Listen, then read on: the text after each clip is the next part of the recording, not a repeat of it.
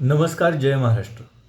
आता थोड्याच दिवसांपूर्वी HSC बोर्ड 12वी परीक्षांचे निकाल लागले. यामध्ये अनेक विद्यार्थ्यांनी खूप खूप चांगले गुण मिळवले, खूप चांगले यश संपादन केले. माझ्या अनेक शिक्षक मित्रमैत्रिणींनी सुद्धा बऱ्याच विद्यार्थ्यांचे, गुणवंत विद्यार्थ्यांचे पोस्ट, त्यांचे टॉप इन सब्जेक्ट वगैरे सगळ्या गोष्टी शेअर केल्या. पण आजचा हा व्हिडिओ त्या विद्यार्थ्यांसाठी नाही आहे. आजचा हा व्हिडिओ त्यांच्यासाठी आहे की ज्यांनी खूप चांगली मेहनत केली होती. एकाच वेळी HSC बोर्ड एक्झामची तयारी आणि कॉम्पिटिटिव्ह एक्झामची सुद्धा तयारी त्यांची सुरू होती.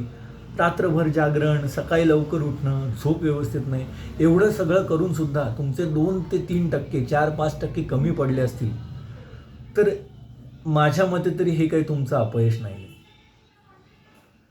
एक एक्झाम होती, त्यात तुम्ही तुमचं 100% दिलं, त्याचा रिझल्ट आला. आता काही चेंज होऊ शकत नाही.